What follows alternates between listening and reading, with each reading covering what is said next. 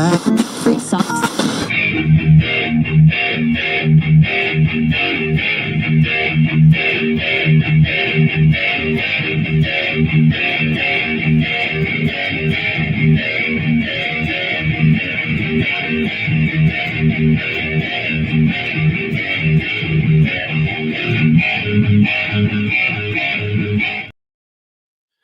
and gentlemen, welcome to Friday night's edition of the Triple B Experience.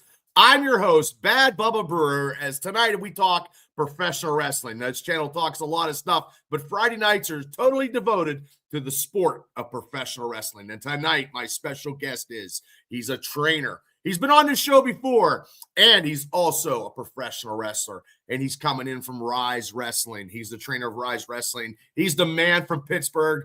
We're going to welcome him right now, Mr. Dean Radford. Hi, Dean. What's up, Bubba? How you doing, brother? Beautiful.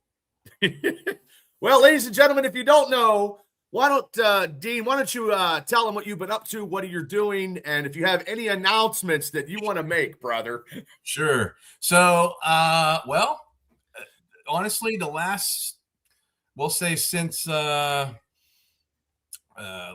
mid-September, I kind of been on the mend. I tore my rotator cuff, so I've been out there doing therapy, just trying to get that back going. So, getting old sucks, but it is what it does. Yes, it does. It's what it is. But, just been really focusing on, building pro wrestling and how we can do that, and helping Ryse Wrestling become that number one product in Pittsburgh. We got a lot of friends in the area, so it's not like we're really out to step on anybody, but Everybody wants to be number one, right? It's like if you ain't first, you're last. But if you guys do it very professionally, and you have a lot of class in your company. I've been to numerous shows. You put on a great product. You got a great training facility. So, yep. I mean, you guys are one of the pinnacles in Pittsburgh area wrestling. Yeah, and I mean, with the school too, Brandon K, myself, Glenn Spector, you're talking almost 60 years plus of experience in the wrestling business. Mm-hmm. Glenn had a great tour in Japan. Traveled around, took a break. Good for him because he's still able to go. Yeah. Which to my thought process is, growing up in the business with Glenn, him and I were always butting heads to be a top player in the game. And, it makes me happy to see him able to come back and really get the hard work in and get his steps back and be like he never even left the business at all, and, he's a fundamental machine. There's no quitting that guy. Like, he is a monster. I've had him booked on my company as a heel and a face. Anything he does is money. Sure. And I saw him at T's last show. He was phenomenal. Yep. And he hats off to him. He's doing NWA stuff. Yep. OVW. He's done at OVW. He's doing a lot of stuff, and good for him, because a lot of guys don't get to, unfortunately, Glenn got hurt years ago and he stepped away. But for him to come back and just be able to go as hard as he's going, kudos to him. I tip my hat to him, and then with Brandon, Brandon's credentials and resume speaks for himself. Right. You guys have a great staff. Yeah, it is very good.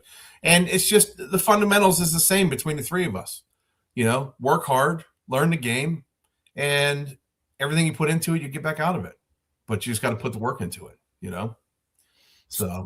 So when you guys do the training, when do you guys do your training? Every day or a couple times a week? So it's a couple times a week. I haven't been down there, obviously, with the injury. I kind of stepped away a little bit, but I do have a lot of people that still send me all their videos and stuff, and I watch it, I critique it. And then, it's no surprise, like with Ryse, everybody runs storylines and this and that and the other, but I'm running Ryse. I'm doing all the stories. I'm doing all the booking. I'm doing everything on the back end. I'm running Gorilla, doing everything, to help Brandon. And we've really had, coming out of 2025 we saw a lot of different things. Had a lot of really cool new talent come into the area. Guy by the name of Sebastian, which I think you booked him, didn't you?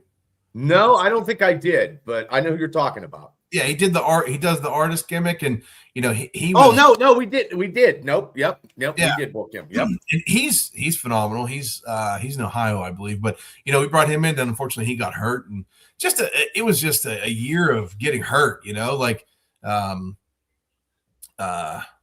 We had unfortunately, David Lawless had to step away. Yeah, that's a big, huge void in wrestling in this whole area, because he was always great with his gimmick, whether he was a face. I loved him as a heel. But that's a big void it's going to be hard to replace actually right now going into 2026. And you know what? Before that too, I had, we had really good conversations and big plans for Johnny Norris. And again, another big injury, unfortunately. It was one of those things where it was a really good, solid year. It was a lot of shifting, but it was a lot of really good talent that had to take a step to the side because of injury, and that sucks. I get that. Well, you guys also went to some different locations too. A couple bar areas, because I know bar events are actually could be very crazy, and it could be very lucrative all in the same sentence. Yeah, we stuck our toes in the bar scene a little bit to see how that went. It was a very cool atmosphere. And we have the Fayette County Fair, which is always fun. The show at La Roche College outside of Pittsburgh, very fun. The students enjoy the show, packed house. And it's about dipping your toe in, but not your whole foot. You know what I mean? Like you got to leave room for a little bit of what's next. You can't just, jump in the water and then what do you got after that? Nothing, So, but more big things to come with us and Ryse. Unfortunately, Bubba, I do have breaking news. Oh no. Breaking news is the last, over the last hour, I've been talking to Brandon Kay, and unfortunately, we are going to have to cancel our show tomorrow because the building looks like the rainforest. There is water coming in. So we're going to put out a message to all the talent now. And unfortunately, I'm here live. So what better time to put bad news out? I guess. Yeah, that's not good. Man, and it's so hard because that place that you guys have in that mall, I've been there numerous shows. It's a big place. And if you get more people, you can add more chairs. Sure. You had big events. You had big names come in. Yep. And it's one of the things, Bubba, with wrestling. I do. Wrestling is the best and the worst part of anybody's life is in the wrestling business. Right? So it's like, if anything was built for wrestling, aside from that, the best game would be Russian roulette, honestly. I know. I'm the only guy that's ever had a DJ walk out during the show, so I know all about it. I may or may have not had part in that. Fuck that guy. But, it's one of those things where hopefully we'll get back to, we were talking about going back to Baldwin and at that school, because that's a lot of room there, and just looking for other buildings in other areas because, unfortunately with the mall, for the safety of our fans and the workers who come in there and bust their ass, it's just not fair to put anybody in a situation, especially if you bring your kids. Wrestling's about bringing your kids and having fun. And if you bring your kids and God forbid a towel falls down on from the sky because of some water, the sky, Jesus, the ceiling from the water, and it hits your kid, like that's bad news. That's not good for anybody. That's crippling. The fans don't realize about the liability because and this is, I can say this, I always, every show that since I came back, I have to have liability insurance. That's not cheap. So I have to make sure that everybody's safe. And you guys at Ryse Wrestling don't want any issues. So that is totally a fucking shame, because you had a great card booked. You had a great lineup, and I had everything to the side of me ready to rock and roll. And that puts a damper. So when is your next show that you know of that you can? So the next show that we're going to have is going to be in March. It is on March 14th. Right now, I'd say location-wise is TBD, Okay. We'll work on some stuff.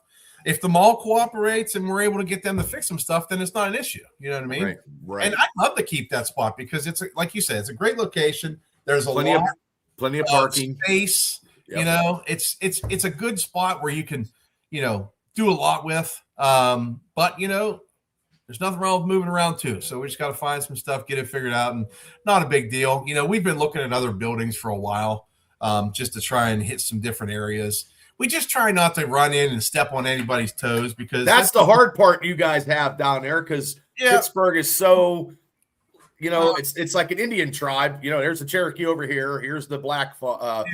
Everybody's all whatever. Yeah, wrestling now, in Pittsburgh, I mean, it's always been busy in Pittsburgh, wrestling. But now I feel like you got 30 pounds of shit in a 10-pound bag. And that's not calling any promotion shit before anybody gets a high horse. I'm just saying, in hindsight, reality of it is there's so many companies that run so many different spots. And everybody should try and work together opposed to stepping on each other's toes because you don't make any money when you try and put your foot on somebody else's jugular. So it's one of those things where we try and be logical about it. And you got to look at the area too. Are people going to pay to come see wrestling in X, Y, or Z? And it's logical. You have to have logic when putting your stuff together. So we'll get past it. Not a big deal. It sucks for, our show. Obviously, we have a huge buildup for this show. And I just, from myself and Brandon and the rest of the staff, I sincerely apologize to all the fans who are anticipating coming tomorrow. But, I'm a firm believer also, Bubba, everything happens for a reason, So, you don't need any situation that's negative. You don't need any somebody getting hurt seriously from something falling from the ceiling due to the fact of a pipe breaking or something like that. You have common sense. You always have, Dean. So you guys are just being real with it. And people don't understand when you run a wrestling company, you have to have that situation and everything taken care of because if a fan, something happens to a fan, there goes that company. You could lose everything if something right. goes down. And that's what a lot of people don't understand. And by no means am I calling fans dumb, but if you're a business owner, you understand because from a different aspect of owning a business, whether it's pro wrestling or a little convenience store or anything that happens on your watch is your money. That's your problem. So, again, it's like, hey, do we want to have the show off? No. Do we want to push through? Yes. Is it smart? Fuck, no. No, absolutely not. Because, again, our brand is more important than anything. We care about the people who pay that hard-earned money to walk in there and see Ryse Wrestling. And the last couple of weeks and weekends in Western Pennsylvania have been the dog shit of cold blizzard wizards. So I mean, you could have took a chance and it could have been 3 feet of snow tomorrow night. But the problem was something happened into the ducts of the roof, and you can't have that. You just can't. Well, that's myself. Like my kitchen roof came through. And it was from water, I'm dealing with that just like a bunch of people in Pittsburgh. That ice was crazy. Yeah, it's bad. I was trying to think about it the last time we had ice that bad, It was years. I can't even remember because all I remember is getting big snowfalls. I don't remember ever getting ice like that. Well, I haven't had snow. I got stuck in my fucking driveway. It took me 2 hours to get out. So I was shoveling. So, I mean, that was a workout in itself. So, I mean, it was bad. There's still 2 feet of snow, 3 feet of snow in my house up this way.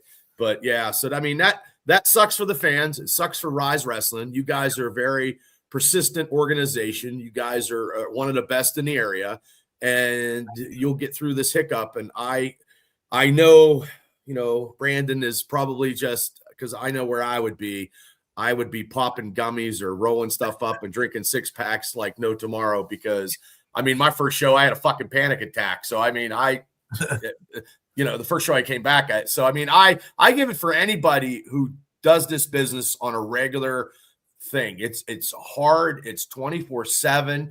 Your life is delayed. Your family events are delayed. Sure. Stuff is just, it's changing. Somebody cancels, somebody gets hurt. Cancels. It's just your storylines could be fucked up because of it, and you have to just go. So, I mean, I commend you guys for doing what you do. I commend you guys for that. Your training facility is still at the mall, also.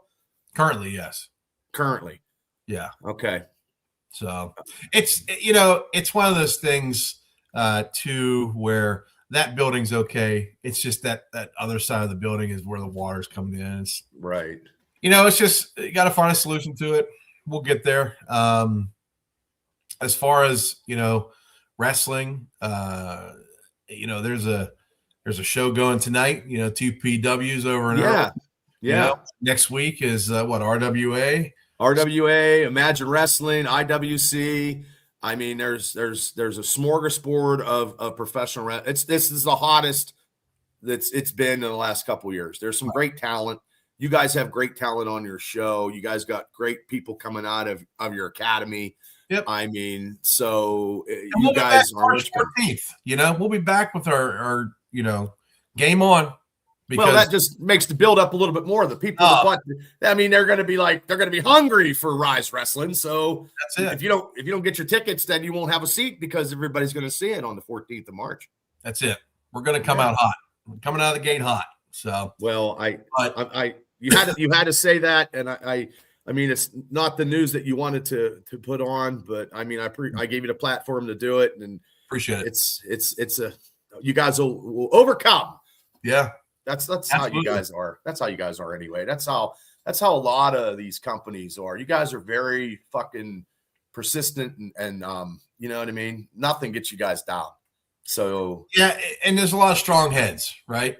And it's a lot when I say that, I mean we got a lot of people that's like, fuck today, but tomorrow we're back to running, right? It is right. Right. We'll get there. But you know what? Let's take a minute and still talk about Ryse. Let's do it. I think something I'd like to talk about is, coming out of 2025, we had a lot of young kids step up. And that one kid who stepped up at the end of the year was Tad Jarvis. I've had Tad on the show. Jarvis won the Ryse Grand Championship at the anniversary show. And if you want to talk about someone who has overcome a lot, I like Tad a lot. I've tried to help Tad a lot over the years. He's very humble. And he's very humble. He's humble and he's appreciative for everything.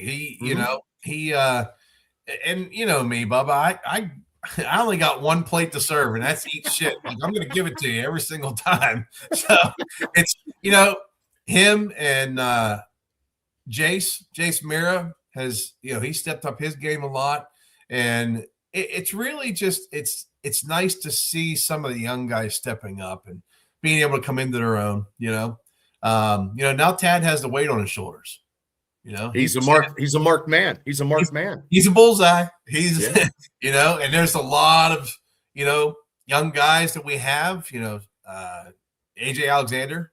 I mean, yes, he's, I already talked to Brandon, and, that main event's going to get moved to March 14th, so Tad's still going to have to walk in there, and he's going to have to step in with AJ, and AJ is a miserable prick.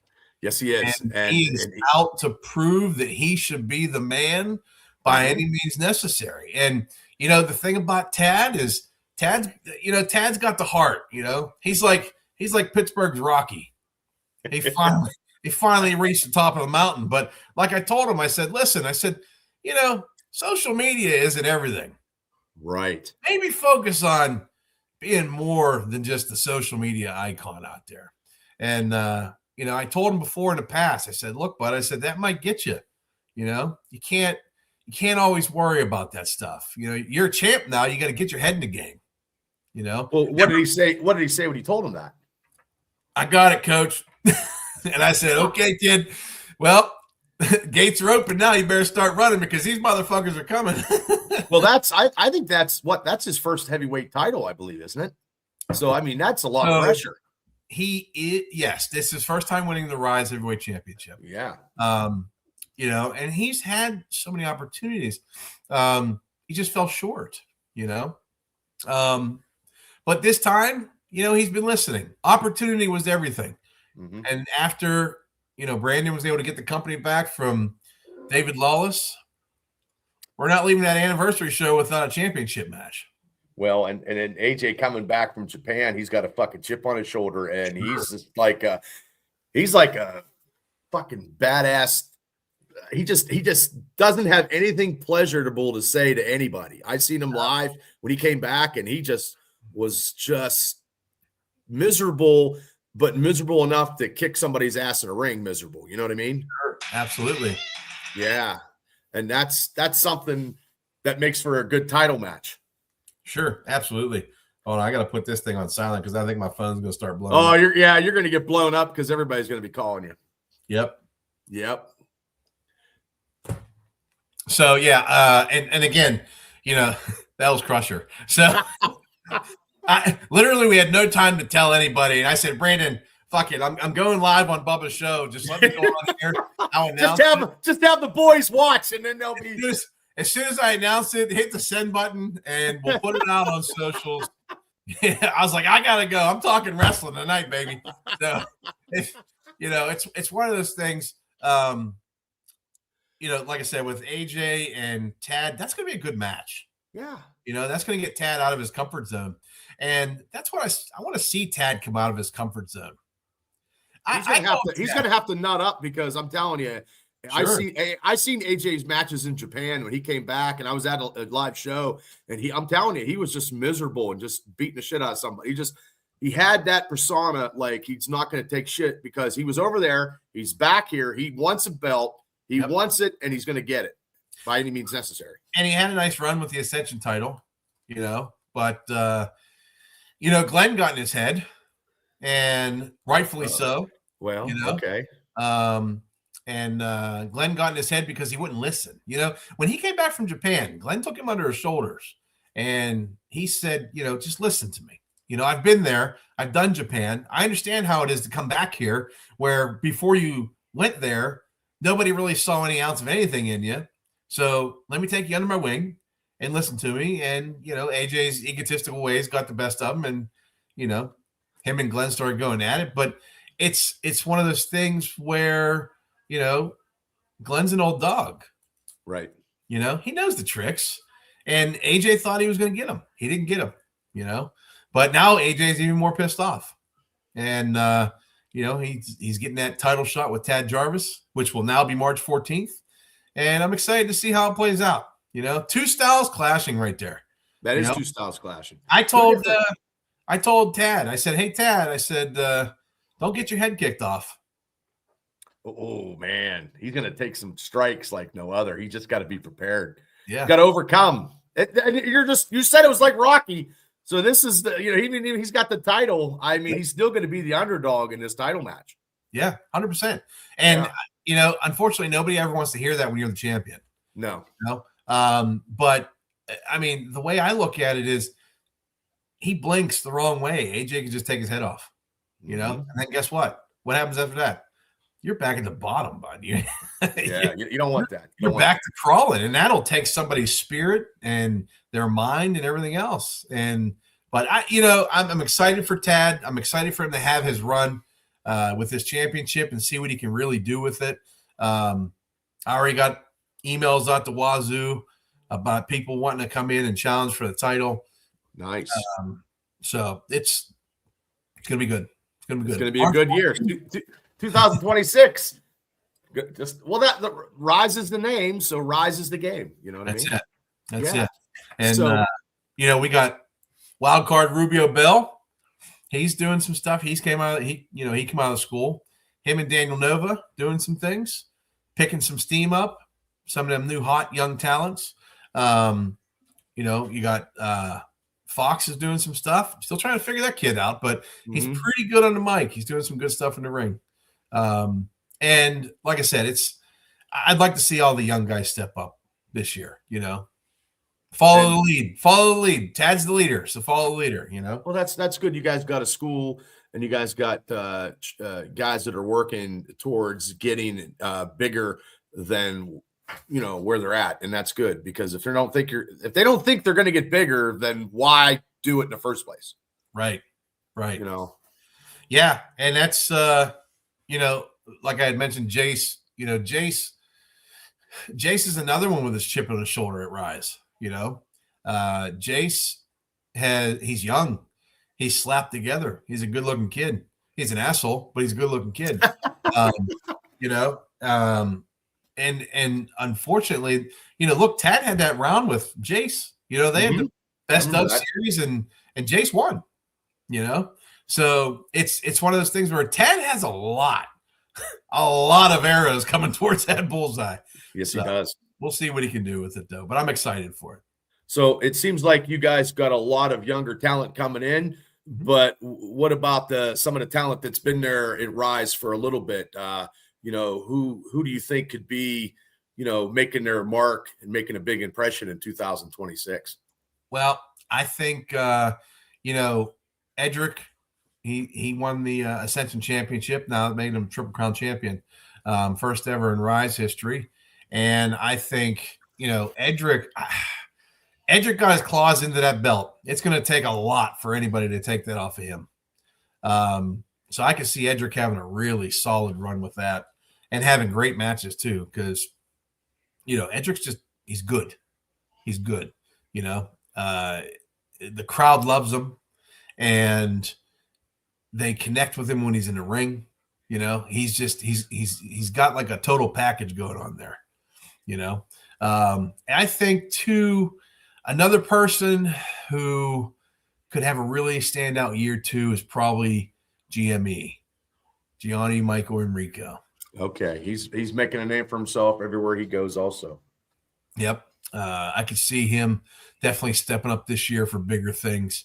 And a couple of guys too that are coming in from outside of Pittsburgh. Nick Hamrick, he's a very good worker. He was in Japan doing a stint, I think, with Big Japan, I believe it was.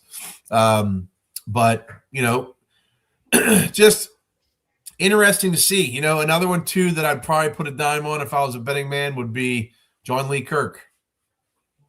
John Lee Kirk's from out near Philly. He's either near Philly or past Philly in Jersey. I can't remember, but he was trained by Cheeseburger. Okay. And he's still fresh in the business. He's doing really good things with us. And Tyler Jordan's great. He's fantastic to watch. Now he's on the radar. He just had a big tryout with WWE. So, it's nice to be on that radar. You know what I mean? Like, and selfishly, I would like to have Tyler, coming in. He's doing good things at AIW. And, he does good work for us. I'd love to keep him, but good for him if something comes from it, He's a good talent. I think he would do a lot of good things there, too.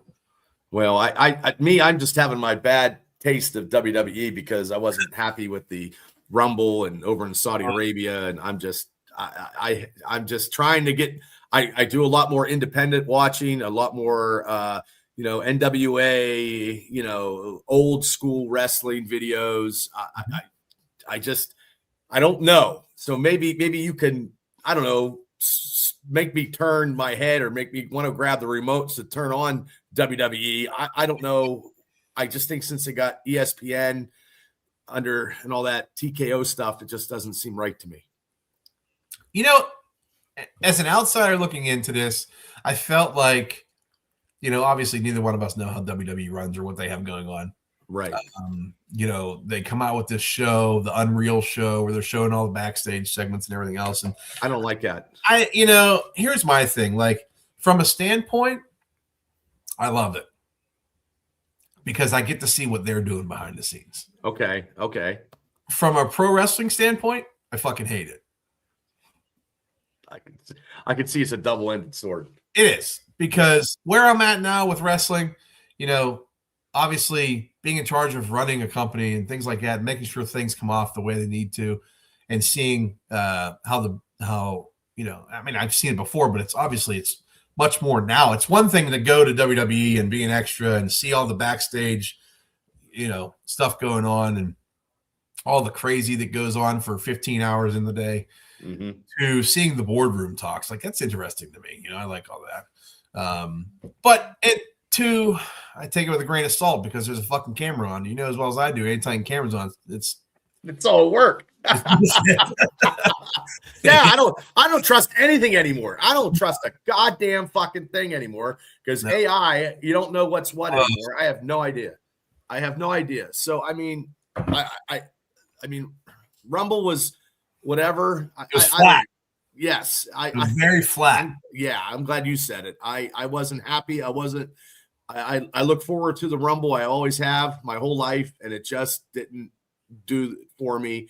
And I hope Mania doesn't do what it did. I hope that doesn't happen. But well, I just saw something, and again, it's great assault because it's the freaking internet. But I saw something that said the stadium put 25% discount on tickets already, and I'm like, well, that ain't good. No. But who can afford to go? You know what I mean? WWE, you don't got to make all your money on one show. You got many, many shows. They don't even do house shows anymore. You're losing whatever you're trying to do. Sure. And you know what, too? If you look at it from a perspective of, let's say, the working man, right? So average salaries barely pay the bills nowadays, right? Yeah. And if you take someone who makes $100,000 a year, that's still not providing anything. Right. Because everything's so expensive. So, every family wants to take their kids to Disney World, right? Right. How much is Disney World? Oh, about 10 grand, 15 grand. 10 grand. I gave my kids an option, and I said, you can either go to Disneyland or we'll go to WrestleMania in Philadelphia. They chose WrestleMania in Philadelphia. I still saved a lot of money than Disneyland, but it wasn't far off, because if you're going to do it, you're going to do it to make sure their experience is great, because guess what? I'm fucking going back. It's a one and done, brother. I'm not taking your ass back there. You're crazy. You can grow Dad, up. Come on. Can we go every year, Dad? Come on. Grow up and take your own damn kids to WrestleMania. But, it's not, I never got to experience WrestleMania when I was a kid. Right. When WWF would come to town, we were able to afford the nosebleeds with my freaking binoculars. Right. I can't remember how old I was. I was like 21 or 22. And I went to WrestleMania in New York at Madison Square Garden. It was WrestleMania 20 with the Triple Threat. Benoit, Triple H, and Shawn Michaels. And I went up there with Balls Hot Troy Lords and Eric Ecstasy. A lot of stories there. I bet. We'll leave those off air. But the fun fact about that is it was $125 to sit in the very last couple rows of Madison Square Garden. Yeah. And that and was, now the last couple rows cost you like $2,000. Yeah, it's crazy. When I went to WrestleMania, I paid $50 to see Flair's last match in Orlando. Nice. And $50 to go to the Hall of Fame. And I have no desire to go anymore, because you can't beat that price. Sure. You know what I mean? And I still was sat in, Orange Stadium. So sure. It looked like, and it was a shithole, and people in the neighborhood it was a poor neighborhood, and people, it was just ridiculous on how they did it. But hey, that's why they're making big money, I guess. And I think too, looking at WrestleMania, they're coming off a very tough year. They put all their eggs in the basket for the John Cena Farewell Tour. My kids watch wrestling, so I keep up on it. I'm watching it.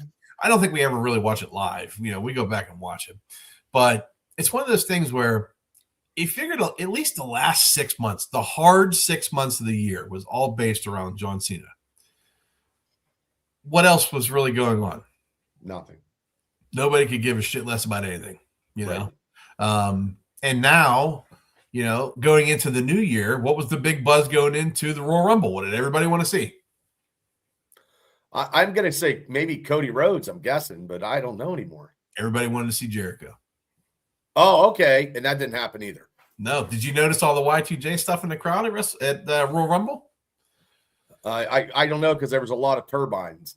There's a lot of turbines in there. I lost a lot of train of thought, because they just didn't seem to me, and it looked like to me a lot of empty seats. But what do I know? Yeah, the stadium kind of threw me off. The lighting, how they had the lighting on the seats and everything, and I guess they were mimicking. What stadium was just built in the U.S. that has all those lights like that? I think it's California. I'm not sure, but I know that there was no special surprise for me. So that's what I was. Yeah, it was very flat. Brock Lesnar comes out, destroys 4 or 5 people, and then just gets eliminated. That made no sense to me. Right. I'm thinking that, this whole Braun Breaker thing, saying that he got a hernia in the gym, whatever. I kind of want to sit back and say it, especially with how everything's going now and how they're filming shit. I'm thinking maybe that's why he came in and got eliminated, because he already had an underlying injury that needed taken care of, Mm-hmm. Right. Who knows? Everything's speculation, but to put, and this is it's the hard part too about what WWE does, because if you notice anything, they're planning like a year or 2 in advance. Everything with Roman and Punk is running off of when Punk and Roman had their first initial Survivor Series match. All the storyline goes back to it. I don't think they ever really have a concrete for a few years, but they have the direction of where they want to go as long as everybody's healthy. And that's the biggest thing, being healthy. But I just think that they have a lot of talent. And I used to love NXT, and because it's not like it used to be. And I get that. Yeah, I still watch NXT. I tuned in to see how Thea's doing. Right. And I enjoy watching her wrestle. And that's huge on her accomplishment on getting that opportunity to become a champion in that company. I mean, that's I'm not that is super huge. Sure. But she was, you guys, helped her out along the way. She started at Ryse Wrestling. I mean, that just, that looks great for, and she probably, when she's in town, she probably comes down and says, "Hey guys, what's up?" Yeah, dude, like they had her eye on her when she was in school. Like she only had 2 matches with Ryse, and wow, that's Brandon put a lot of work into her before she was 18, that's why they went with the whole graduation segment, going to Chase U, blah blah, because she was already on that radar. Wow, two matches with you guys, and then she gets. Yeah. What sport did she play in school? She had to be super athletic from. I can't remember exactly what she did, but she was super athletic. Yeah. I want to say gymnast, but I think that's wrong. I'm thinking of Lady Frost. She had all the gymnast background. Right. Stuff. But, it's one of those things, like once they get you, they know where they're going with you, She's obviously, in shape, looked great. She was already getting trained. And just like anybody they signed on there, it doesn't matter where you're trained from. They're going to mold you for what they want, right. And, she's doing pretty good. So sure.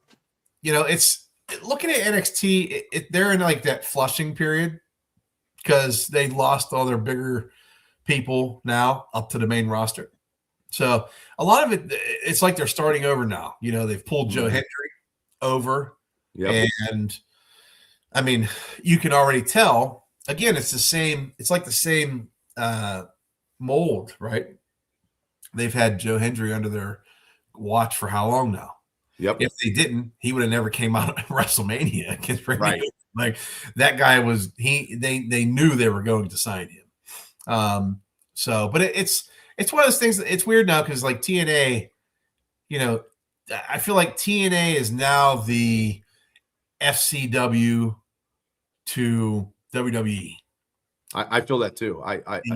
It's the alternative for me. If I'm watching something, I'll watch that. No. What I'm saying is like, so Florida Championship Wrestling before it was NXT was their breeding ground, right? Gotcha. So I feel like now. Oh, you feel okay. You feel that. Okay. That's where they're getting their licks in with television, and they got people over there that obviously have been in the business for a while, right? And they trust them. So they're getting that experience, so that whenever their mold starts fitting what WWE wants, they're just over. I wouldn't be surprised if you see like Mike Santana going over to WWE on a contract. I'm surprised he hasn't over. Yeah, I like TNA, and the reason why I do like TNA is because I'm so so proud, and just seeing Collier on TV that day I saw him on that pay-per-view was phenomenal. Like, I mean, Bill is. I love Bill. I do too. I have the utmost respect for Bill, and Bill's phenomenal. And the opportunity that he got in that pay-per-view was phenomenal. And that's why I kind of chime in on TNA and I try to watch it in the videos and stuff like that more than I do WWE. Now. Yeah. I'm with you on that. I'm super happy to see Bill get an opportunity to finally show the world who the fuck he is, because that dude, he has put the work in so long. And he Bill and I never wrestled and we never crossed paths, but there was a level of respect there. Obviously, whenever I saw Bill, we talk, and like even him, like he's humble. After that match, his first pay-per-view match where he went out there and absolutely killed it, I shot him a message and told him, I said, "You're a fucking man." Instantly responded. Did you do it like right after? I did too. And he fucking said, "Thanks, Bob." Like he didn't have to fucking do that to me. He didn't have to fucking write me. And he took the time out of what he did to said, "Hey, thanks, Bob." Yep. You know what I mean? So meanwhile, he's sitting in the back trying to get his adrenaline down, just got done whooping ass. And for him to pick his phone up and say, "That's cool." That's good people. Those are the people that the business can rely on, That's the person you build a company around, in my eyes. Yeah. And you know what? I can see them doing, if they're smart, they'll do big things with him. Yes. Another kid from the area who's doing well is Spencer. I was just going to say that. I love Spencer. He's great. It's he reminds me of myself a little bit. He's the I don't really give a shit what I say. You're going to get it. Like, he doesn't hold any punches back, which is great. But he's another guy who's just put the work in. Yes. So I'm WA happy. junior heavyweight champion now. Yep. And when he same thing when he got it, he's like, "Thanks, Bubba." You know what I mean? So that to me is, those are the guys, from the area and girls that we talked about that make this area something in the Pittsburgh area. Sure. So, and another one too, just to add on to it. This is a late ad because she just posted something, Promise Braxton, who has come through, Pittsburgh, obviously. And now she's for years, she's been down in Texas working with Booker, in his company. I see that. I've helped her a lot. Brandon brought her in, and now she's got a tryout with WWE. See, you just don't know, because they have a whole bunch of girls signed. I seen they have a lot of people coming in, and that's good too. They need to get some talent, because it's like a professional wrestling university anyway. Sure, so, absolutely. But yeah, there's a whole bunch. This area is so engulfed with professional wrestling. To me, it's kind of like the cradle of professional wrestling would probably be the Pittsburgh area. I would say. So, there's a lot of them. There's so many wrestlers. And that's why I'm going to start off on this topic, because me and you want to discuss this. Was, and the people that we just mentioned, Slade and Collier, and, are right now coming out of the area, they're making their way. And we already have people that already made their way. Yep. So, now, somebody asked you, Dean, off the top of your head, Pittsburgh wrestling, who are you going to say? The first person, obviously, with Pittsburgh to me is Bruno. Okay, me too. Bruno's number one. Oh no, Bruno's number one. That's it. Like, Bruno, growing up, obviously being from Pittsburgh. Seeing the stuff that Bruno did, and he was a man of champions. Like, you see all the old pictures of him in his Rolls Royce rolling up the Three River Stadium, and just being a public guy. He wasn't afraid to go out in public. obviously things were a little different back then, you Yes. know. But just everything that was built on Bruno's shoulders, that's definitely probably the one person where you talk about wrestling in Pittsburgh, that's the first name that comes out of my mouth. That's the first mine too. I mean, he's done so much. I mean, hell, they wanted to sign him as an offensive player for the Steelers, and he was making more money in wrestling. So, Right. I mean, he sold out Madison Square Gardens more times than anybody. Right. So, I mean, yeah, number one in my eyes, if we're talking and we're discussing this, Pittsburgh wrestler, Bruno is right on that Mount Rushmore. So who's your number two?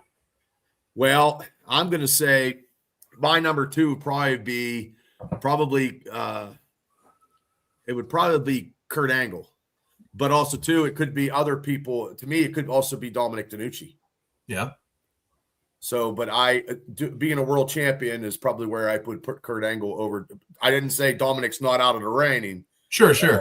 But my number two would be Kurt. Who's would your number two be? So for me, I always liked watching wrestling and the larger in life guys. And I think, somebody who doesn't get a lot of praise from Pittsburgh is Big John Studd. You're right. He was from Butler. And I always enjoyed Big John Studd, growing up watching the Hogan years and everything. And, what was it, the $5,000 slam match or whatever it was, and that means you were cheering against Studd because you're a Hogan man.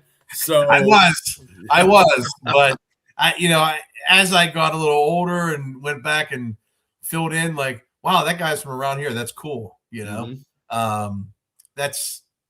probably be. It's really hard to rank anything other than your number one. Right. Because there's so many guys, to your point, Dominic DeNucci, Kurt Angle, Studd, Jimmy Valiant, who else? Yep. You got Axe was from Brownsville, right? Is it Brownsville, I think? Yeah. Brownsville. Right. Which Moondogs from Pittsburgh? Was it Rex? I don't know. That's or something? Yeah. I can't remember. But there's a lot of, if we talk about like what built wrestling, a lot of the old guys, that are from Pittsburgh built wrestling. It's crazy to your point, like with wrestling, talking about how Pittsburgh's been like a hub, right? It's always been like that through all the different generations, Kurt Angle, obviously, from a city standpoint, they just did the, was it like the Pittsburgh Walk of Fame? Yeah. And they did Michael Keaton and Mr. Rogers, I think, and somebody else. But I'm like, if you're going to do it a Walk of Fame in Pittsburgh, how do you not have Bruno right on that Walk of Fame? That kind of threw me off a little bit. No, there it is. Mark Charles. Splat. Okay. I was right. Okay. Thanks, Mark. Hopefully you're doing well. Like I said, if I don't know, somebody in the chat and God bless the chat for that. But I mean, there's a lot of, like, even to me, like when I went to the castle out here by my house, when I got, the Great Dane. Yep. You know what I mean? And he wasn't going to let I knocked on his door and, I didn't know. I had to do some investigation to find out that he actually wrestled for the WWF. I had to go and knock on his door, and his wife said, "Hey, he's out in Ohio. He's not at home." I go, "Hey, just tell him Bubba Brewer stopped." And I went to my car, and she's like, "Bubba, he's here." So I actually had a beer with him and stuff. So he was a nice man, and God bless his soul. But he showed me all that stuff. So I mean, I didn't know. You don't know who in the area when you're a young kid who lived in the area that actually was a professional wrestler. That's right. Yeah. Yeah. I mean, and it's,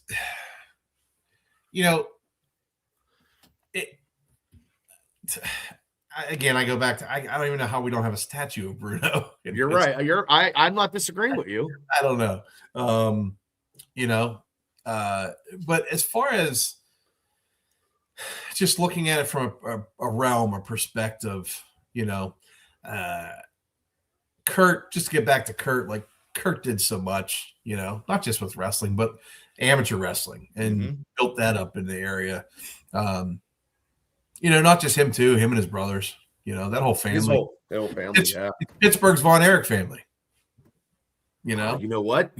You're the first person to ever say that. That's good. Yeah.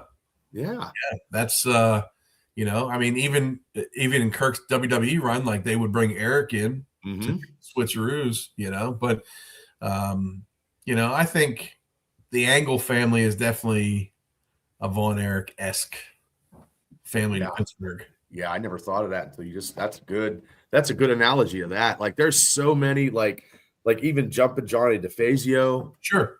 Like and when Mark wrote, Virgil. Sure.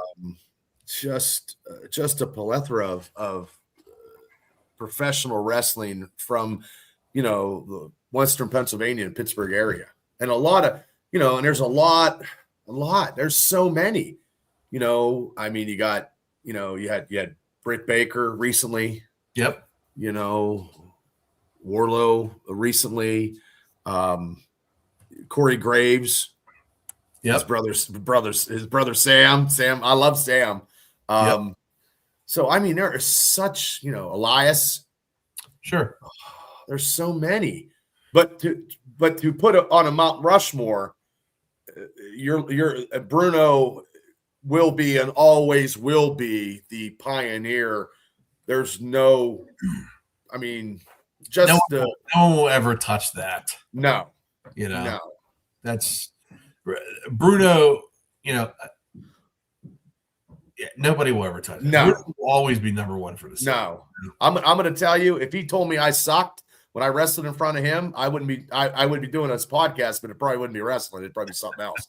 But I wouldn't be knowing you and knowing all the great guys in the business, because I would have just said, "Hey, because when he tells you something, by God, it was the gospel." Sure. So that was a lot of. I met him twice in my life, 3 times.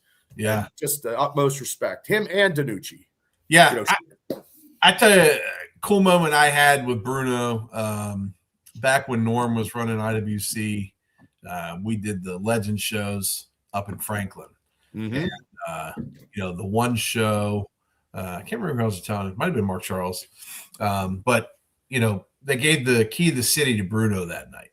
So, all the Legends are around the ring. All the young boys are around the ring. Bruno's in the ring. And I was mesmerized because while we're all celebrating and clapping, yay, good for you, Bruno, happy for you, I look across the way and I see Ivan Putski. Now, Ivan Putski obviously had to be 70s at this point, I think.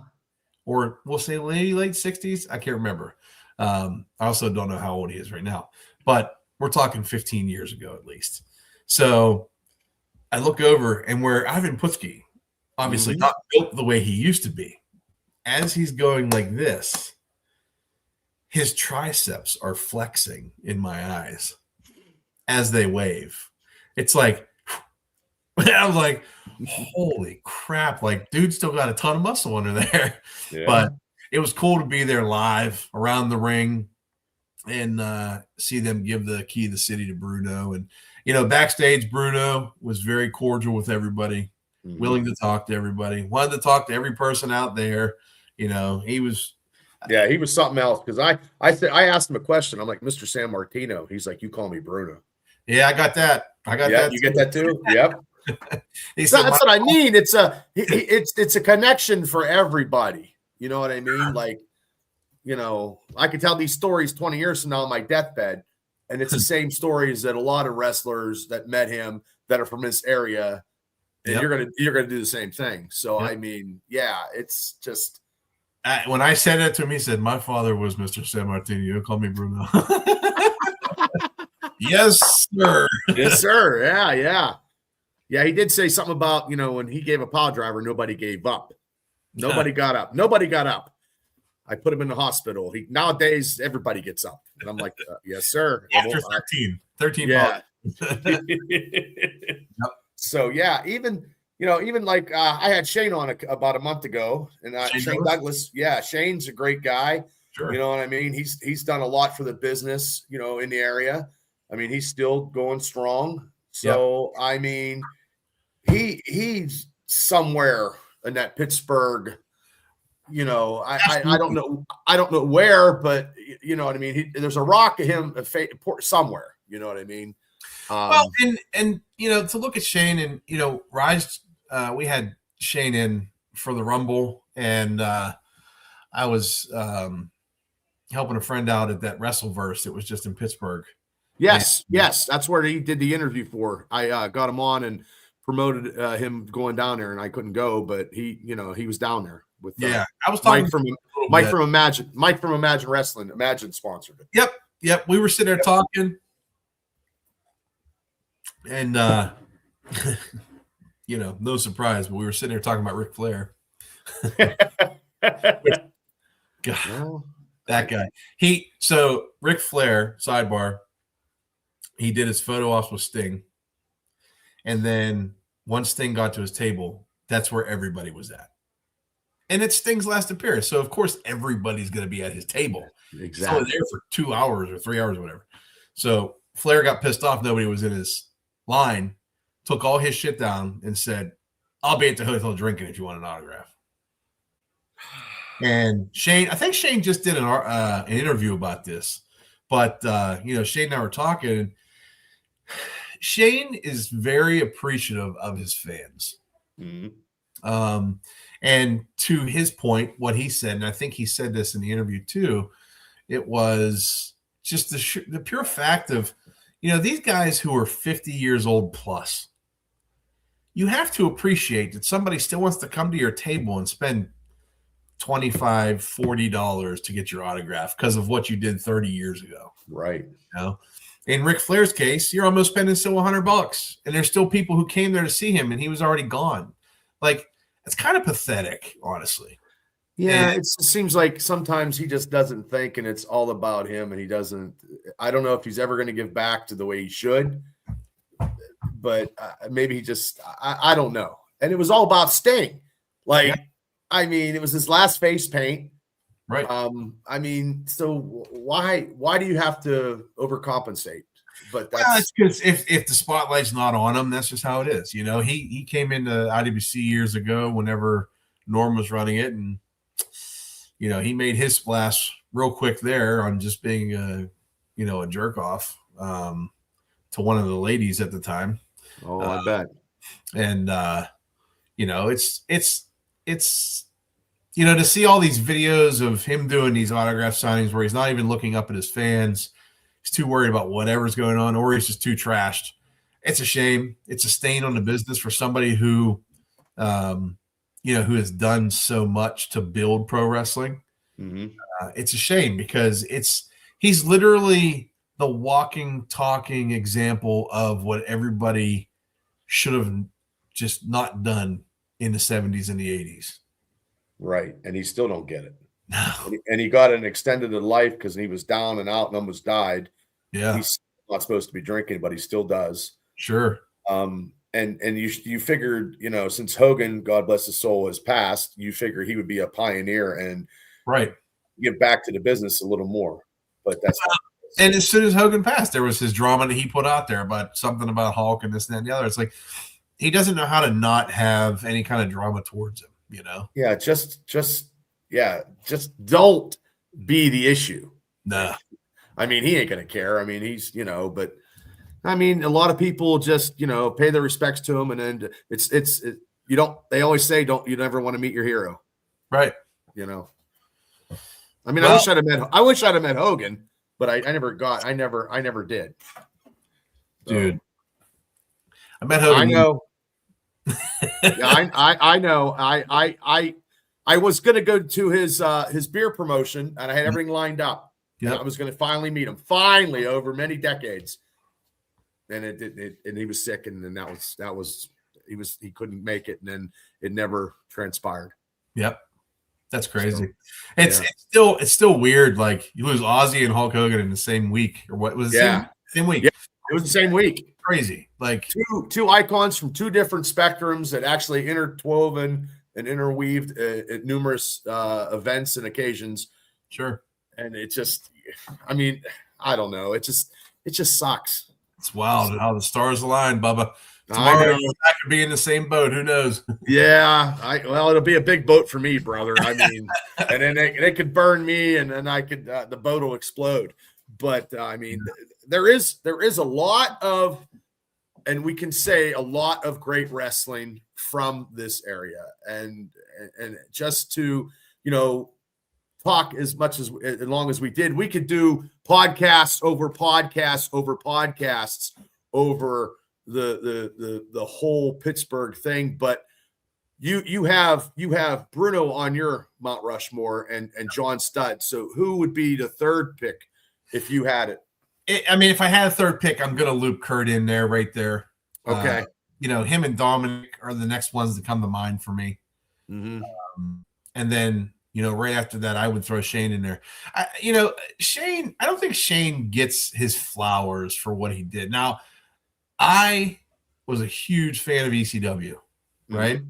When I first got into the wrestling business, ECW was so hot and coming through Pittsburgh. So, it was like Shane throwing the NWA title down, doing all that, creating all that history there, and then, going on to just carry the ECW banner until Taz basically took it over from him. He definitely deserves to be up there in the city. Yes, he does. Yes, him and Dominic maybe have Larry Zbyszko. See, there's so many. Yep. You know what I mean in this area, and hopefully I'm going to miss someone, and I'm going to offend somebody when they listen. They're like, "Hey, Baba, you missed this one," and I'm like, "Don't take it out of me. I can't. I have a lot of concussions." But I mean, Zbyszko, and that was because of Bruno. So I mean, yeah, so I was never a Zbyszko fan. Me neither. Nothing against him. Yeah, so unfortunately, I wasn't a Zbyszko fan. I didn't mind his commentary stuff. Mm-hmm. But then, when you end up being on a wrestling show with him and share a locker room with him. Yep, the same. You end up just saying, well, fuck that guy. Yeah, I know he wrestled Kato in a match in Windber, Pennsylvania, and I just didn't feel it. Yeah, I wasn't feeling it because things he tried to ask me to get for him so he can. Gotcha. Relax. Yes. Yeah. And he was asking the same thing on that show too that I was on. So get out of here. Yeah. Yeah. Well, and that's why you are who you are, man. You're honest. You know, I mean, and that's a quality that, a lot of people in this business don't have. Sure. I mean, and me too. I think sometimes I'm brutally honest now doing these podcasts for many years. Like now I just don't fucking care. Like, what are you going to do? So I'm not going to get booked. Whoop-de-doo. I have a license, but you know what? And we talked about it, to run a company is so stressful anyway, and you can't please everybody. And, I'm like, hey man, I'm the promoter. I'm paying you. How about you shaking my hand? You know what I mean? Like sometimes I don't get that either, and I'm like, and you know how it goes. I mean, just respect. I try to respect everybody.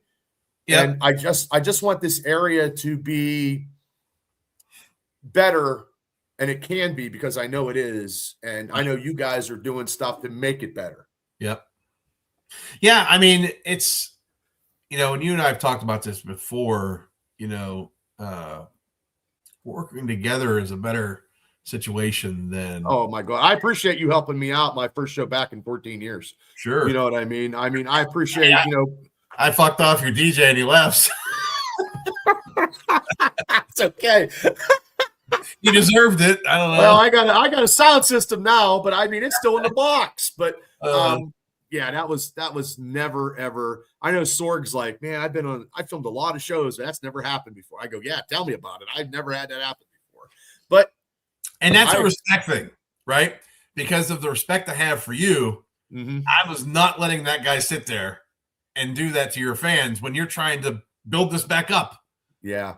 Like, and or you think you're bigger than the show. You're part of the show. You're playing the freaking music, you dipshit. Like, what are you doing? Well, it's so hard because the economy, and you guys running monthly shows and running a company monthly, I give everybody a prop doing it. I don't have any desire to do it because I just think that I can help the business doing stuff like this too. Yeah. You know what I mean? And that's what I like to do. I like everybody to get together and be, I get along with it. I don't want any heat with anybody. I'm sure I'm going to have heat, but if I have heat with you, that means you did something that I called you out on, and that's why you have heat with me. Yeah. I mean, I drank beer with Cato last year, and everything was hunky dory, and the planets lined up. You know what I mean? Like, I don't want any heat with anybody. And sure. Ken's doing great stuff with Imagine, and it just seems like sometimes we always just butt heads with different philosophical opinions, and that's how we are. Everybody has a different vision and view of what they're doing in the business, right? So he's doing great stuff. He's doing good stuff. He's continuously selling out his building. He's got a good spot there. You can't, if you don't get there at 5:30 or whatever, you're not getting a goddamn seat there at Imagine Wrestling in that building. You're not. I've been there. To have. Yes, they're pulling seats out. The guys he have on his card, some of the guys you use. Yep. So all those guys are great talent. So it's great to use people from other companies for your company. And as long as everybody it's just a blend together of making the wrestling in Pittsburgh and Western Pennsylvania, Central PA a lot better. And as everybody's trained, they're not some fly-by-night organization that fucking goes in their backyard and is doing a wrist lock and fucking trying to take people's money and calling it professional wrestling. Yeah, I mean, and it's, obviously Quinn, I've known Quinn for a very long time. We still work together. If he needs help over there, I'll help him out, literally, not to peel back because I'm not a fan, but like the respect level there, like our show in November, Quinn texted me and he had a situation where somebody canceled, so he needed to fill a spot. And he was asking if I could send him somebody. So, we sent him somebody, and try and work with Derek and Quinn and, all the guys there, Hentai and anybody running any of the stuff there, because it's better to try and work with people, like I said, instead of being a shady ass promoter and going behind their backs and reaching out and trying to get their talent to pull them over to make them look like they're working one place to the other better than the other. Like it's just stupid. I know it is. And you know what? If the COVID didn't fuck up Fight Underground would have been something. Dude, I'm telling you. The other day I was going through some boxes and I was like, what's this? And I was like, oh, that's the belt. I got the belt. I was like, and we defended it on my show because you're like, hey, Bob, I was like, you know what? We're going to fucking defend it. Yeah. So I thought that was a great, and that's what brought everybody together. Sure. That's what brought everybody together. And that's why I think that there could be something big in this area. We all do something. It was more like everybody maybe in like a quarter, half, 3/4 of a circle. And then there's that little triangle there that doesn't work. That little piece, that piece of pizza that got taken out of the fucking box. That one slice that just, still got their heads up their ass. But, that was fun. That was a lot of fun. And I wish that could have worked out. But again, the stars don't align. It just doesn't happen. So, but it was fun. And a lot of us did come together and work together. I mean, what was it? The first or second show where the ring broke and Derek brought his ring down. Like there was so much going on. And it was fun. And I think that's something that I try and capture with Ryse. And that's something that I try and tell the talent too before the shows is don't forget to have fun. Yes, it's fucking stressful. Yes, we have things we need to do. Yes, there's an itinerary of things that I need to happen, but have fun. You have to remind these guys sometimes, like, where is the fun? The fun is out there. Right. The fun is in that little kid that you can get to chant your name the whole time, or the guy who just wants to scream at you the whole time. Mm-hmm. That's the fun of wrestling, it's not about, and I've heard so many silent crowds in multiple companies. You don't want that because of fans not being able to follow what's going on. Mm-hmm. It's like they're sitting there like 15 different things are going on. They're like, what the fuck did I just watch? Like, you can't swallow everything they're trying to give you. It's about being able to tell that story. I think that's something that lacks everywhere. And, obviously I still talk to friends who are out on the West Coast and wrestling and stuff. Right. And things. And it's everywhere. Like, unfortunately the mainstream has companies that either tell a 2-year storyline or a 2-day storyline, and it's all about this on spots. But then over here, they're working holds into their commercials. Doesn't make any sense. No, and the logic factor, like, it's hard to create logic when what you see on television, the logic isn't really there, Right. Somebody just said to me today, like, did you see that Tommaso Ciampa lost the title already? And I was like, okay, well, that was just a rub. Like, they brought him in, they put the belt on him real quick, and now Kyle Fletcher's on top. But, like, that's all it is. And that happens everywhere too. But because it happened on TV, it's like, did you see that? I can't believe they put a title on him for a week. Well, why not? That's actually a good story. Maybe there's a story to come from that. I doubt it. It's AEW. And I hate to say anything bad. I hate to say anything bad about AEW because Lee Moriarty's there. I love Lee. He's doing great. He's great. He's great. But longest reigning Ring of Honor Pure Champion. He's doing good things for himself. And he's great from the Pittsburgh area too. So he's still in that category. But they need a good booker to actually book stuff, and they don't have it. And I don't even watch AEW anymore. I mean, I don't even watch it. And I used to love it. And I still try and watch everything. I need to, but there's not enough time. I'm trying. I really am. Sure. That's why I started doing the show again, because I had a little break, and I'm like, when professional wrestling, when I don't enjoy something that I've loved all my life, then there's a problem. And I do love wrestling. But you know what I do, Bubba? So first things first, as far as mainstream wrestling, I will read what happened and find something that jumps out at me, and then I'll go to the show and fast forward to find it.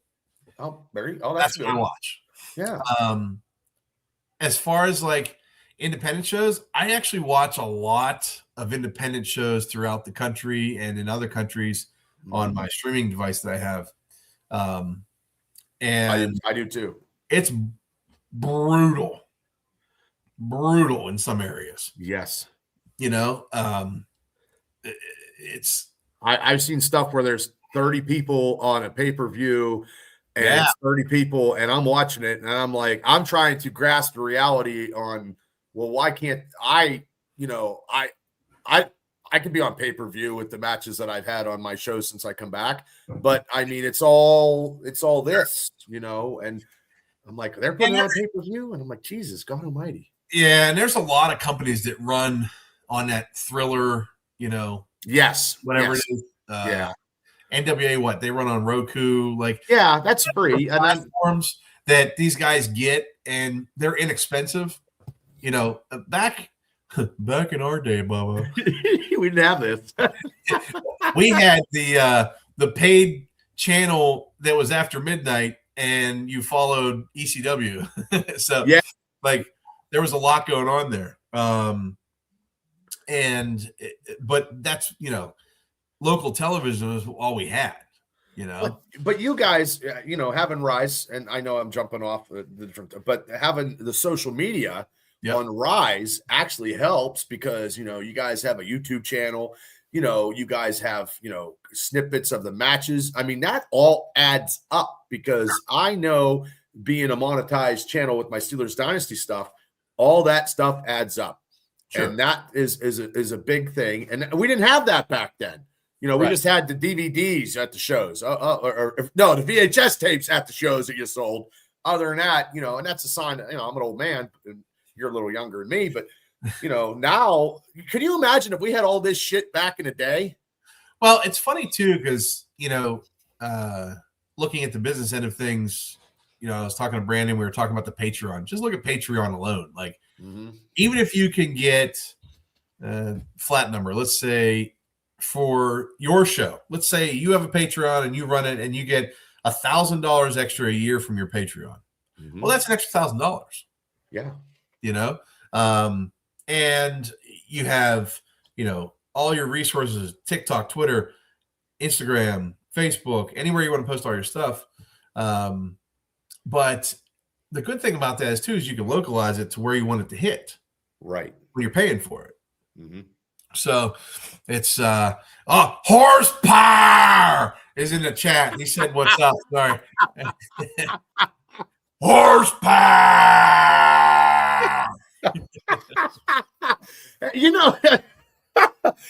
Who? This is crazy, and I know, I don't think they have enough room in that lovely building at McKeesport. But somebody contacted me about running down there, and I said, Yeah. Unless you sell the building, which I don't have the money to buy the building, but it has to be sold. And that's what, when I saw horsepower, that's what clicked into my head. If that building was for sale, but I don't know how many people you could fit in there, but you also could have a training place, but I don't know how, I don't know. It's not big enough where if you had a name, you're not going to make money because you're going to have to upcharge your ticket sales. So realistically, that wouldn't be a good thing, but that person's not going to sell that building. No. 250. That's not good if you bring a name in. Yeah, no. Yeah. Okay. Well, I'd have to get some property and build a steel fucking building. The shame of it is you might save a little money doing it that way. Yeah. They build Dollar Generals like a shell, so what's the difference, right? No, it's that building is ideal if it was set up properly, to have a decent setup. But falling down for 10 years, so it's there's a couple of upgrades there, but nothing's gonna make it fit what you need to get in there. I mean, anywho, that's enough press for that. That's another podcast in itself. But I was just when I saw horsepower, that clicked into my head. But I have no desire unless the building was for sale. But like you said, the building, I could go, and the money I put in, I would just go at Indiana. And I like the S&T Bank Arena, but that's a big, that's a nice. Yes, it's super nice. So here's my question, Bubba. Okay. We're going to sidebar. This is what we do. We sidebar. Okay. Why'd you run Sunday there? I ran Sunday there because I didn't want to compete with any other company, and I could get the talent because everybody's running, and that's why I wanted to be different. Okay. But also, too, my wife is like, maybe we're going to have to run Saturdays, which I could. That's a choice that I can make, but I didn't want to be on Saturdays when everybody else is running. And if somebody was coming through town, like Bill and Spencer, were wrestled like IWC or someplace on a Saturday, I could got them Sunday. So they're already in the area too. Sure. Gotcha. But that's why I wanted to be. And Indiana is a very hard place because I'm not working anymore. So that is hard too. Gotcha. And I'm okay with that, but it's a nice facility. I mean, it's the locker room. It was really nice. Everything's laid out very nice. It's very state of the art.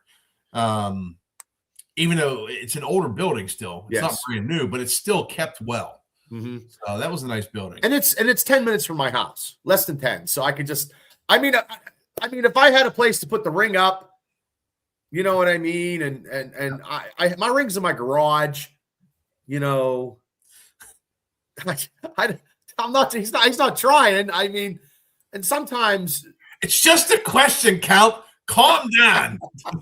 But I mean, I don't know. Like, I tried to run Johnstown, and Tony Penn and the guys from the Castle were great. It was very hard to do that down there. I don't know. I look at other places all the time. I look at Punxsutawney at the community building can hold. Yeah. That community building in Punxsutawney can hold over 1,000 people if it's done right. Wow. Because the bleachers pull out. But like I said, I have to have a staff where everybody is ready to work, and I don't have to do all the shit myself and my poor wife. At this point, you need to just direct traffic. And I know, but I have Chris Royce is great as my booker. Chris, the world beater, is phenomenal, but I need people that's going to put stuff to, set stuff up and do it that way. And it can't be the Brewers doing it all. And my poor wife was and my stepdaughter taking pictures. I try to make it a family business, which it is, but it's not like it used to be, right. But it ain't about me. It's about trying to get the guys where I can have good matches that are never, because I always wanted Spencer versus Bill. Yeah. I booked it. I had Gregory versus Bill. It was booked, and I got guys, I booked an NWA World Championship match. So if I retire now, I'm okay with everything that I've done. Sure. But I want to get my license. I like to help the organizations and charities if I can. I just want to be a part of, the independent wrestling scene in the area because it's good. You guys do great stuff. Imagine, IWC, RWA, Pro Prospect, 814, like everybody. It's just everybody gets along. That's what I want to see, and I don't know if I'll ever see that.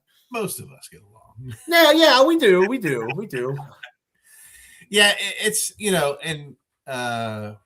still hold to that thought of trying to get that one. Yes.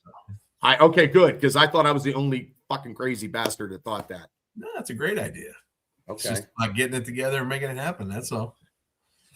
Well, I'll keep working on it, brother. Or we can talk after on that one. Yeah.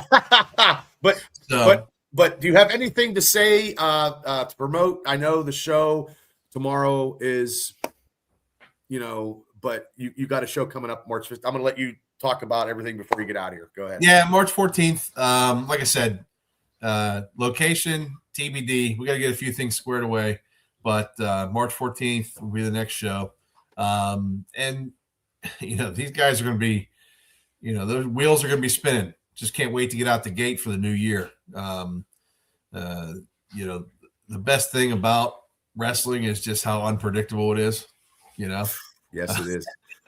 It's either you're lighting the world on fire or you're burning the motherfucker down, like it is. So there's no in between. Well, but no, I just as far as wrestling in general, from a Pittsburgh standpoint, I think we went over a lot of solid names that are at the top of the heap, and there's more to come. Yep. So it's crazy because if you think about it too, from a perspective of everything you've seen, Bubba, over all these years. Now we've talked about the mainstream guys, right? Mm-hmm. So real quick, on an independent level through Pittsburgh, give me 3 names that you think should have been signed somewhere. Ooh. Well, they're no longer a tag team now, okay? But these guys were phenomenal, and the Rad Boys, they're no longer a tag team. Okay, they could have been signed somewhere, and also Main Event could have been signed individually or a tag team. Mm-hmm. And I'll go with one more just to give it 3, but I did 2 tag teams and they could be singles, but I'm going to go with Gorgeous Gregory as the other one. But there's a lot more that you only gave me 3, but there's a lot more out there. I feel like Gorgeous Gregory, his future is going to be bright. So I'm okay. So you went new school. I'm going to go old school. Okay. I'm going to put 3 people out there that I think should have been signed. Not just for obviously me knowing them, but just what they've done, what they can do. First person that comes to mind for me, I think, is Dennis Gregory. Okay. Dennis Gregory is probably one of the best wrestlers, aside from Brandon Kay, in Pittsburgh, who you don't have to worry about going out there and seeing a bad match at all, ever. Obviously, Dennis is very much involved with, his real job, saving the planet. Saving the world. Yes, that's right. He is our Captain America. And I think that Dennis definitely, just to give him his props too, like, even if he didn't want to be signed anywhere, that dude can still to this day go, Next person I would say is Jimmy Vegas. Oh, yeah. Yeah. Okay. Vegas, he was getting looked at, and then it just fizzled. And I thought that was a bad move on their part. He had all the mechanics. He was built like a brick shit house. Still is built like a brick shit house, except in dad form, He's increased the dad form of being a brick shit house. But I don't think he got his due. He's on the same lines as Bill Collier, it's all those years. It's just I remember that. And I remember taking an Olympic slam from him too. So it wasn't, yeah. So, I mean, yeah, he was a brick shit house, man. He was a prototype before there was a prototype. Right. And then looking at a number 3, it's tough because, there was a lot of people who went through the system in Pittsburgh and got overlooked. It was hard when, we were coming up because there was so much talent, right? Right.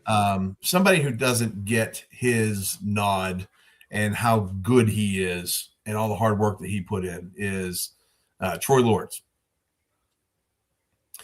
He's, again, one of the best wrestlers that's got into the ring, but overshadowed at some points because of just all the talent that we had on our shows, Right. Unfortunately, you get overshadowed by names because obviously they are who they are, Right. Whether it's the clout from Ring of Honor or whatever. But those are 3 people. There's so many, because I'm thinking as we're talking, like, we didn't discuss Tarantula, we didn't, Brian Anthony, Paul Atlas, the protege from APWF, Andy, that guy, I don't know what happened to him. Seth James. Yeah. Seth was good. Seth. At least T had a little bit of a run though. He was doing stuff with WWF and WCW. But we didn't talk about him in like a Pittsburgh kind of, because I know T's out there, how T is. Hey, Bob, how come you didn't talk about me on your show? And I'm like, fuck. Yeah, fucking asshole. And I'm like, okay, T. I mean, there was, and at that time, when Dr. Feelgood, when he was doing some stuff with WWE, there's a lot. There's a lot. Go back a few more years too. Like, think about Sean Evans. Well, that's, if it wasn't for him having, the situation, the tragic situation where he would be, is probably we'd be doing podcasts probably about him. 100%. That's one of them things I talk about to people all the time. Sean was so good. It was unfortunate what happened with him. It's just one of those things where he was such a nice guy. You hated to see what happened to him happen, but he still was smiling all the way to the end, Right. That's same as young Robert Hornak, the Dice Man, just before his time. And Pittsburgh had some tragedies, but also had some successes too. So there's a lot of people that we could talk. I'm telling you, that's sure. We're talking. It's just, and everybody we're talking about, hey, anybody that tries this business longer than 3 months to a year, hey, God bless you, because this is not an easy business to, not at all. And people think they can and they can't. And then the people that think they're that good, they have somebody like Dean Radford looking at him like, hey, buddy, it's time to get your shit and get out. I'm fucking nobody. I'm a schlub. No, no, because you're honest. If you got a guy on your in your academy probably thinking he's all that in a bag of chips, well, after that he's not thinking he's all that in a bag of chips. After you and Glenn and Brandon are talking to him and telling him, hey, you can't be doing that. Sure, you know what I mean. You got to check your fucking ego at the door, kid. Yeah. Well, there's a lot of them these days. I know. I try and keep them out of the locker room though. We do pretty good over there at Ryse. That's good. You guys do. So hey, before we get out of here, I said this before. Tell everybody, the next date and where they can catch the Ryse wrestling action. So next date's March 14th. Building wise, everything works out. We're back in Uniontown, but we'll leave that TBD. Hopefully we'll have some answers on that extremely fast. That way we can get it out there for everybody to know where the show is going to be. But you can follow the socials, Ryse Pro Wrestling on Facebook, on Instagram, and Twitter. And, those would be the main spots to see anything we announce for the shows. So looking forward to get the year going finally. It's everybody's all cabin fever. They're ready to go. Yep. I don't know where that's at. Sunny Days Arena. So that's that new building in North for Sales. We ran there in November. We're still looking at logistics to see about trying to make that work out. So if that works out, that'd be great. It's a nice new building, those are always good. Those nice new buildings. It's like a nice shiny car. Absolutely. Dean, thank you so much. Anytime, you can come on, you let me know. You got an open format to talk about Ryse Wrestling here anytime you need to make an announcement like you did tonight, which was not a good announcement to make, but you had to make it because that's just the business sense and the safety and conscientious that you guys are.